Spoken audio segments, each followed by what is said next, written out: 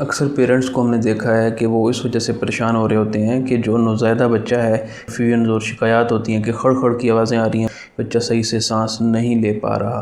तो आवाज़ें हैं ये असल में नाक बंद होने की वजह से आ रही होती हैं। ये इसका छाती से दूर-दूर तक कोई ताल्लुक़ नहीं होता। समटाइम छाती ख़राब होने की वजह के साथ भी एसोसिएटेड सिम्पटम्स होते हैं, लेकिन रूटीन में ये देखा गया है कि ये प्रॉब्लम्स नाक बंद होने की वजह से होती हैं।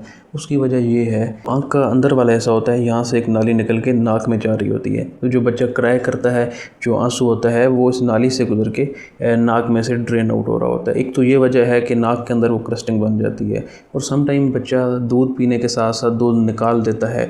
कुछ दूध मुँह से आ जाता है, कुछ दूध नाक के अंदर बच्चों के रुक जाता है, तो वो भी अंदर जम जाता है, जिसकी वजह से नाक में क्रस्टिंग बन जाती है और अगेन एंड अगेन खड़-खड़ की आवाज़ें आ रही होती हैं।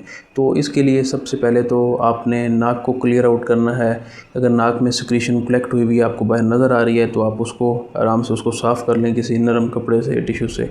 और दूसरा, आप नाक के अंदर जो सलाइन ड्रॉप्स होते हैं, दोनों तरफ आप उसके 2-2 कतरे नाक में डाल लें, ताकि जितनी भी सिक्रीशन नाक के अंदर कलेक्ट हुई है वो सूद आउट हो जाए। समटाइम बच्चा छींक मारता है और इन दिनों छींकें भी इस टाइम पे ज़्यादा आ रही होती हैं, तो पेरेंट्स परेशान हो रहे होते हैं, बच्चे को कहीं सर्दी लग गई है।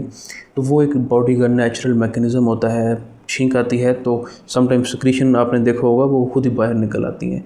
तो अगर बाहर आ गई हैं, आप उसको साफ़ कर लें। अगर नेज़ल ड्रॉप्स डालने के बाद भी वो सूद आउट नहीं हुई, तो आप उनको बल्ब सकर से साफ़ कर सकते हैं। पेंगुइन शेप का बल्ब सकर होता है, वो आप उसको प्रेस करके नाक में आप रख के छोड़ेंगे तो अपने अंदर उसको निकाल लेगा। समटाइम बच्चा इसको निगल लेता है, वो मैदे में पॉटी के ज़रिए से भी वो निकल जाती हैं, लेकिन अगर यहाँ पे जमी हुई हो तो आप इस तरह साफ़ कर सकते हैं।